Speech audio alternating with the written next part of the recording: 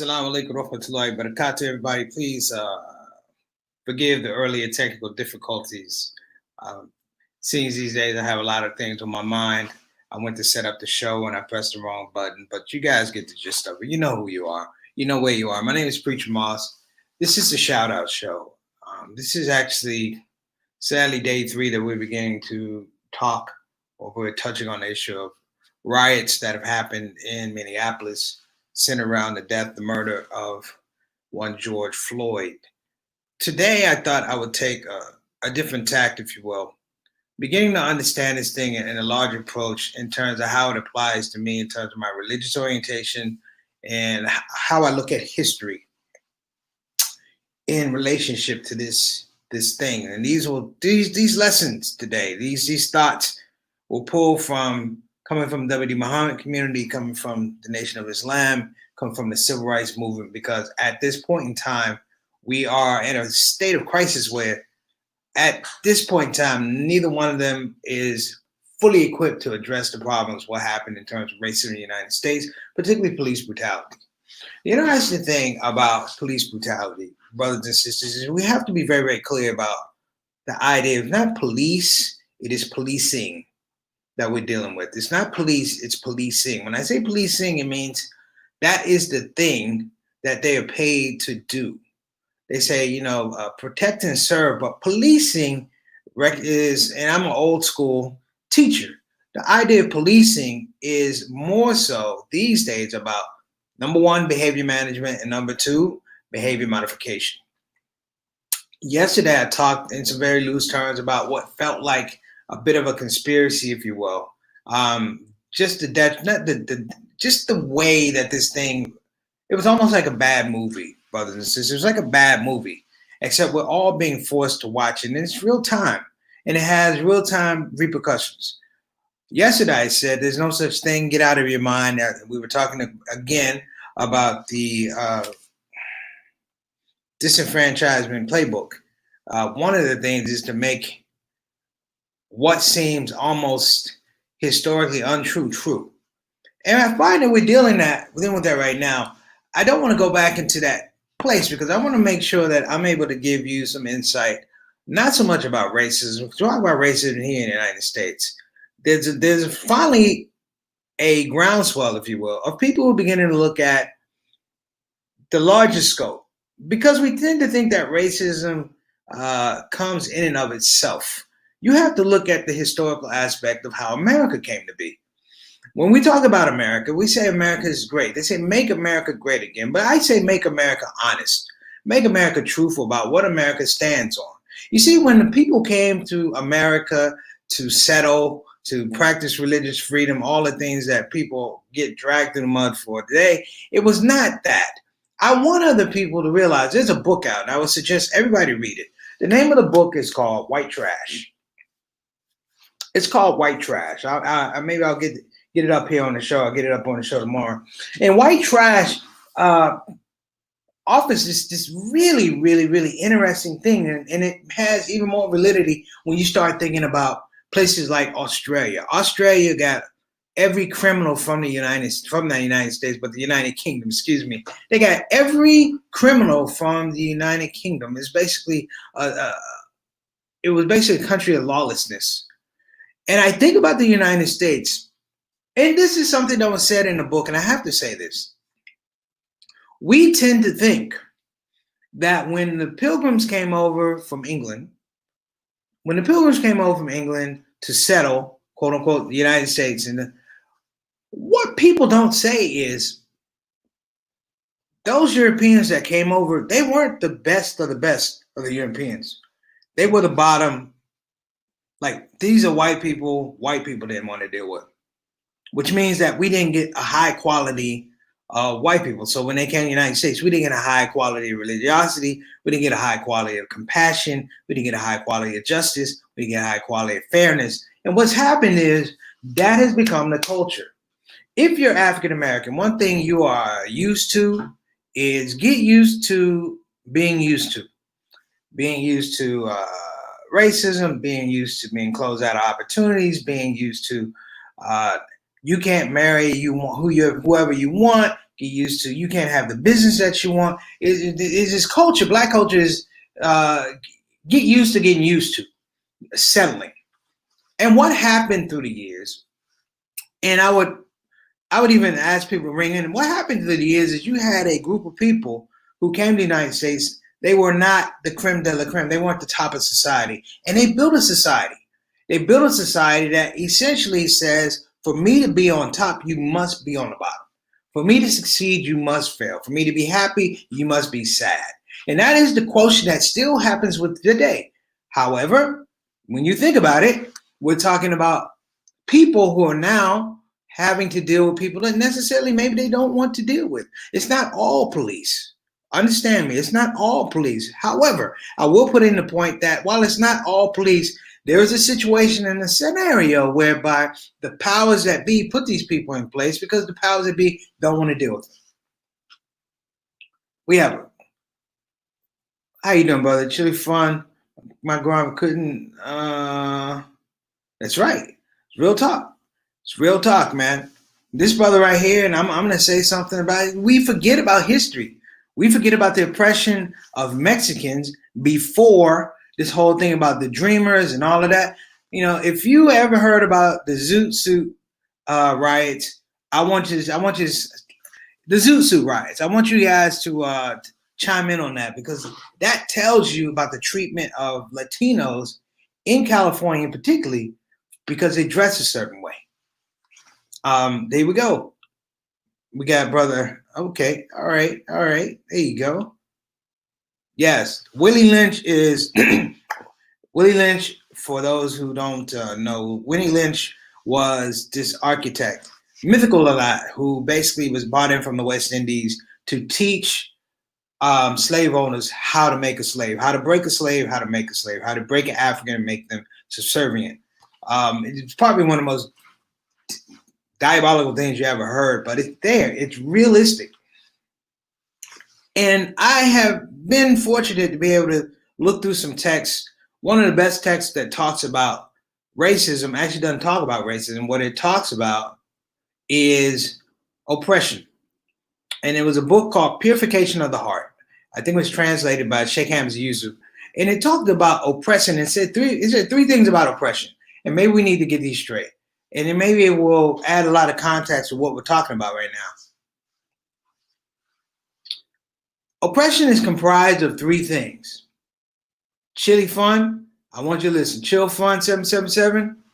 Sister Aisha, thank you for coming on. I'll give you a little shout out there.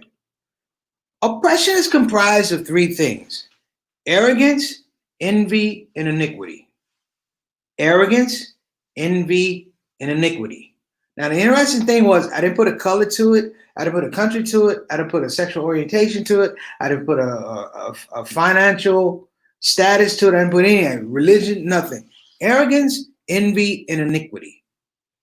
Now, let me show you how arrogance works. Arrogance is like, I see somebody, I don't know them. All I know is whenever I see somebody like that, I don't have to know them. I don't know if they're a good person, bad person. All I know is when I see them, I'm better than them. That's arrogance. Envy is the other side of arrogance. Now that you're arrogant, you say envy. Envy is like, oh, that person has something nice. I don't have it. I should have it, and it should be at the expense of that person. It should be at the expense of that person. I'm already arrogant. I think I'm better than that person. So I'm already in my mind thinking I'm better than that person. I should be entitled to take whatever that person has, whatever it is. It could be jewelry. It could be their life. It could be all these things. I'm entitled all of a sudden. And iniquity. Iniquity is the physical acting out. The iniquity is now I'm physically going to come up with a reason to do whatever I'm going to do to you, and there's nothing you can do about it. And the protection in the United States The protection of law in the United States against iniquity, brothers, this has always been the law. Racists love the law as long as it benefits them. Racists love the law as long as it benefits them. Now, I don't want to get too far away because I want to talk about the Black Muslim narrative about this thing. Imam Wazir Ali down in Houston ironically did something about it. Number one, he talked about justice, meaning standing for justice. I would expand on that, and I will give you the miracle of African American existence. We stand for justice even when we know justice don't stand for us. Let me say that again. We will stand for justice even when we know we can't get justice. We talked about Memorial Day a while ago. The idea that Black men, Black women had to fight at one point in time to serve their country, to die for their country, just to show at some point in time that they were patriotic. And then you took the Vietnam War, where they weren't signing up, but the draft was instituted. And so a disproportionate amount of Blacks, Latinos, and poor people went to war for a war that rich people didn't want to fight. They didn't send their kids. I'm not making things up. That idea of justice is very interesting because the Black man and the Black woman in the United States have always had a deep, deep relationship in terms of anti-Black racism, definitely anti-Black Muslim racism, but more importantly, anti-Black racism, and the idea that any Black person walking around with a sense of themselves or self-consciously, some kind of pride, at some point in time, it threatens the whole idea of justice. You see, there's very few cultures that can actually survive without justice. In Islam, we learn that justice does not come from the white man. Justice does not come from white laws. Justice does not come from the governor and the mayor. We have a direct relationship with God, and God gives us justice. That person doesn't give me justice. So the religion in and of itself, just the same as true Black theology, and I'm saying true Black theology, I'm talking about Black people who've developed an understanding of God that is a working understanding of God, don't look to white justice. It doesn't apply. It's not applicable. For all these years, we've literally gone to war because we don't accept Black justice. Let me tell you the meaning of what I'm saying, the miracle of what I'm saying. In fact, before I do that, I want to give a shout out to my sister. Sister Reed, thank you for coming.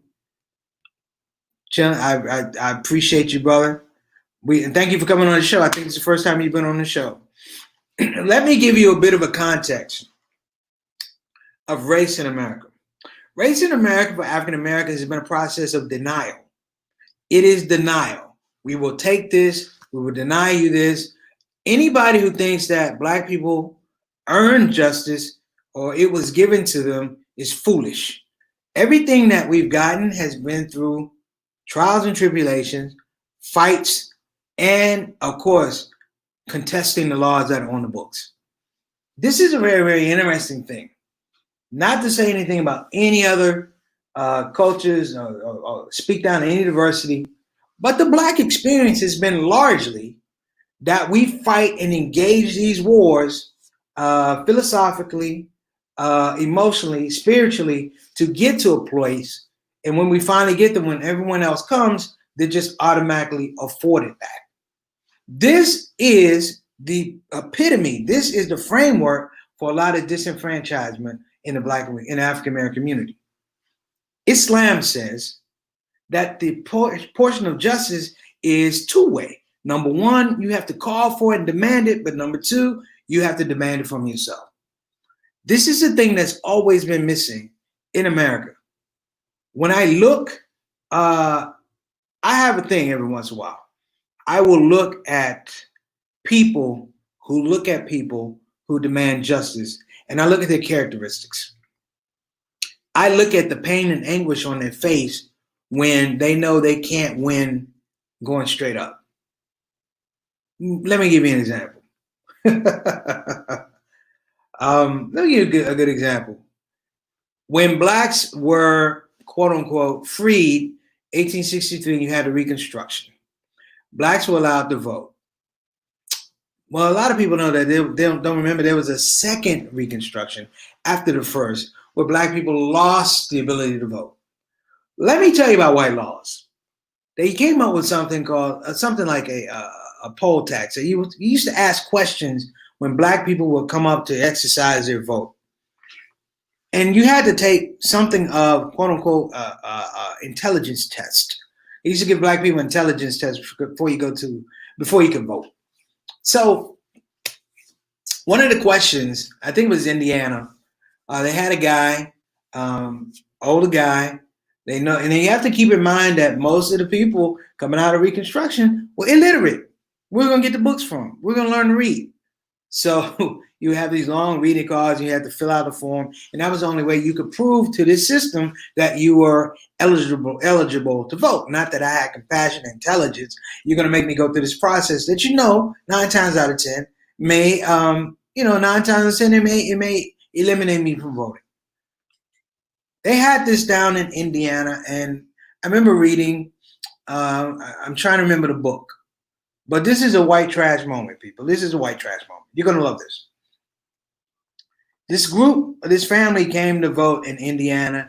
Now, they didn't have any cars. They walked quite a number of miles. They got to the place. They told the elder person that he could vote. This is disenfranchisement playbook right here. They told him that he could vote.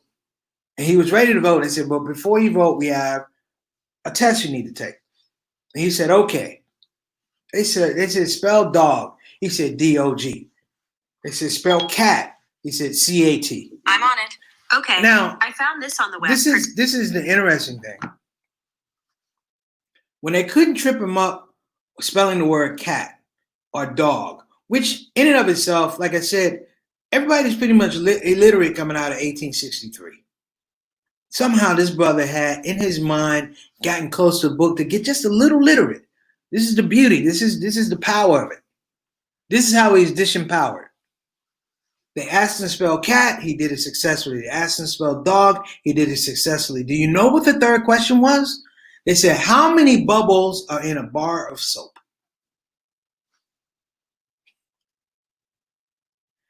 How many bubbles are in a bar of soap? Now, if that's not from the devil, I don't know what is. But are we still going through it now? You bet you. The things you're talking about, voter suppression, that's just somebody saying, how many bars in a bar of soap? In a bar of soap. And to come back to this African-American Muslim narrative, it's interesting because at this point in time, we are realizing the impetus of Islam here in the United States all over again. That's me, brother. How am I feeling? Lies God, keep it simple. Yes, sir. Thank you, brother. But I'm saying this, and you have to think about this. Islam right now in the United States has a very practical purpose. In Minnesota, they have a thriving Somali community, but there's a masjid called Masjid al-Nur, and the imam is Imam Makram al-Amin. He's been there his whole life.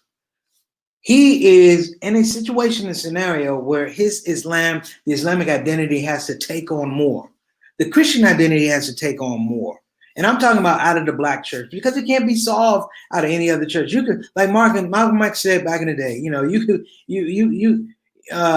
can help us, but you can't join us. And that is where we are today. You can help us, but you can't join us.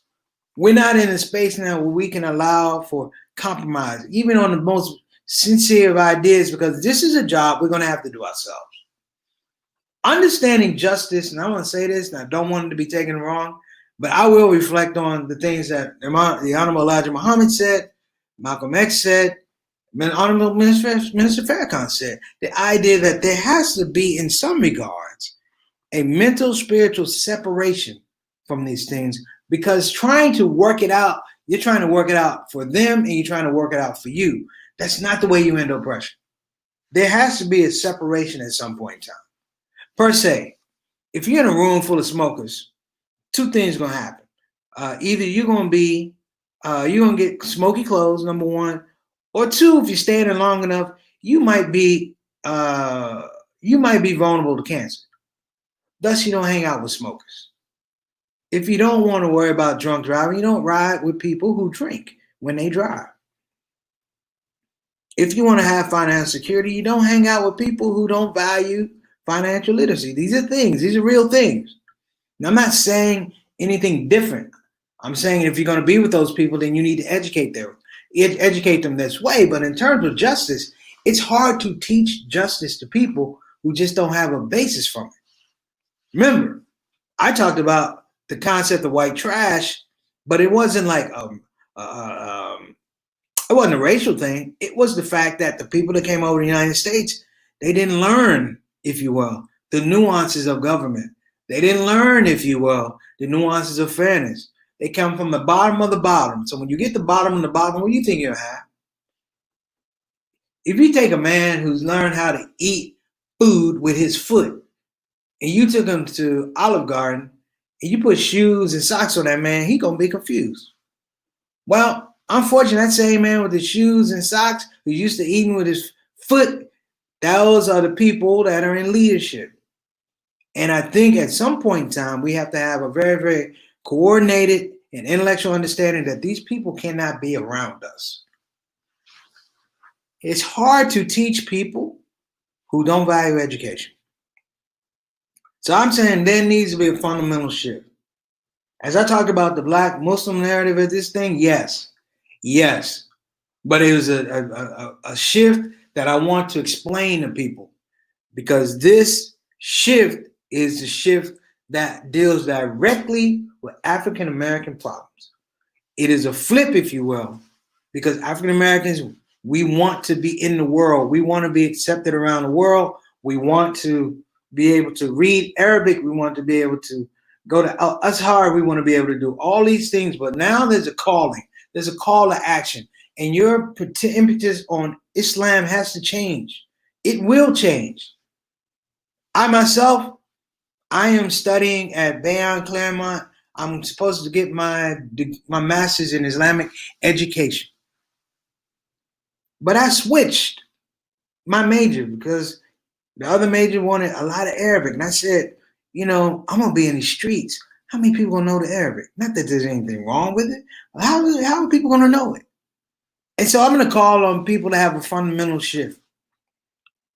I'm going to call on people who are not African American Muslims to join us and understand in this regard that the Islam that needs to be taught, practiced, implemented is a loving Islam that is based on the ideas and the concepts of justice at all costs, holding people accountable in their face.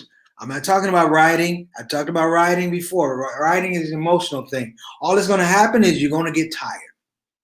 And the things you bought home, they're not going to satisfy the things that are hurting you in your soul. You got a flat screen TV. You got some new clothes. You're going to feel even worse about it because you know what? The way you got them is not the way you wanted to get them. It's just consumption.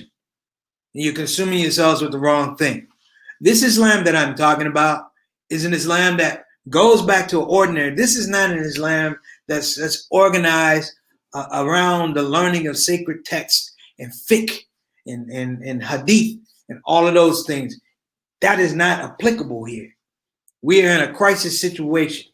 This Islam has to connect with the people who are not Muslim. It has to connect with the people who are in pain. It has to connect with the people who want to educate themselves. It has to connect with people who want to rise up but don't know how to do it. That's what we need to do. Because when you have that kind of environment, if you will, the George Floyds of the world don't happen as much. Because when people look at you, they're fearful. They're fearful, but they're going, you know what? I'm fearful because that man right there, that woman right there, that sister, brother right there understands justice. And when you understand justice, people will back away from you. They don't oppress you as much because justice is the one thing that doesn't fit in oppression. I told you oppression was combined to what? Arrogance, envy, and iniquity. A justice removes all three of those. And so when you begin to understand what's going on here, we have to have, I hate to say my old grandma, we got to have a call to Jesus. We got to come to Jesus, as she used to say. We got to come to Jesus. Well, Muslims, you got to come back to the Quran. And I don't mean sacred texts. I love Rumi and Ghazali, but hey, we live in the United States. And I can't quote anything from Rumi if a cop is trying to take my life. You got to quote things that you know about. You got to let them know, you know what? I know why you're upset. This is a reaction to the fact that every time you see me, you know that you couldn't win. There's a tradition, if you will. There's a tradition, if you will. And I'm getting to the point. This brother right here said, I get you. But here's my point, beloved. A lot of people aren't going to do that. I can tell you right now, a lot of people are not going to do that. A lot of people don't know about Hadith. Do you think George Floyd knew about Hadith? The people that are rioting right now, it's about plain language. See, back in the day, and I'm going a little long. I hope you don't hate on me for going a little long. But see, back in the day when Islam came, you have to understand, black people didn't have an identity. The idea of black family was a farce. You know, the idea of legal black marriages didn't happen until, I don't know, 1880. You know what I'm saying? 1880. And I'm saying this because it was the black women who framed this whole idea. They framed this whole idea of family based on what they saw kind of not working with white women and things like that. This Victorian idea, but they framed it because Islam was the thing that gave them a buffer between all the systemic racism that they were dealing with before. It lifted the men up. If you look at the Nation of Islam, if people don't understand it totally, this is a female organization. They found precedent to lift black men up, to put them in a position. If you ever read about the Honorable Elijah Muhammad, what does he say? He said, I was a drunkard. He said, I was a drunkard. I was unemployed. His wife goes and says, you need to go see this man. This man introduces him to the idea of Islam. People can make the argument about Mustafa Muhammad. Okay, fair point. My point is, we're standing here today, me as an African-American Muslim and other people around the world, because out of that miracle comes the fact that I can speak to you right now and I can have these words to you right now. And I'm saying these words to you are the words that need to be happening. Yes, Brother Akib, I don't want you to think, yes, we need to study more. There's nothing against Hadith, but I am a former teacher. There's more to be said about taking a basketball to some parts of the United States, bouncing a basketball, asking a young man, how's your life? How's your life? How can we improve your life? And put Islam in that compassion that man says, or that compassion that man feels. Or that young lady go, you know what? Young lady, I see greatness in you. Well, it doesn't have to be from another woman who has a hijab. It has to be from that spirit. You see, here in the United States, the spirit of Islam in the African-American community is a thing that cannot be defeated. And if you want to know something a little bit, and I'll close out, there's a joke in the African-American community. You know what that joke is? Every African-American, somebody got a cousin or aunt or uncle or grandpa or friend who's Muslim. And know who that focal point is? That's the one that brings the logic. That's the one to go, oh, don't mess with so-and-so, brother. You know, yeah, he's on that thing. They know when you're fasting. I remember when my first year teaching, I had a crazy class. These kids were off the hook, man. And one day I came in, I didn't have my energy. I was tired. And the kid said, Mr. Moss, what's going on? I said, well, I haven't eaten. They said, why didn't you eat? You broke? I said, no. I said, you know, I'm Muslim, so I'm fasting. I'm doing Ramadan. They said, what is Ramadan? And I literally told them, listen, I can't fast. I'm fasting. I can't eat from sun up to sundown, blah, blah, blah, blah, blah. And the kid said, word, really? They said, yeah. They go, you know, my uncle's doing that. I said, really? And you know what? It changed the classroom for 30 days. It went from unruly to kids going, look, do your work, behave. Mr. Mars can't eat anything. I later found out why they were behaving so much. One of the kids said, leave Mr. Moss alone. He can't eat. He can't drink anything. I later found out why the kids were so good. They spread a rumor that if they got out of control or they misbehaved, I'd probably eat them. Brothers and sisters, I'm getting ready to go. But if you can take anything from this word, you know what? Find, if you will, some literature. Find some video about African American Islam in action. Okay? Find some video about African American Christianity in action. Join up, call, make dua for it. Because if this can happen to George Floyd, it can happen to you. In fact, because it's happened to George Floyd, there's a good opportunity that already has happened to you. The madness stops. Demand justice. Or you just won't get it. Take care of yourself. I'm Preacher Mars. Like I said, hug somebody, love somebody. Allah is God. Keep it simple. Take care.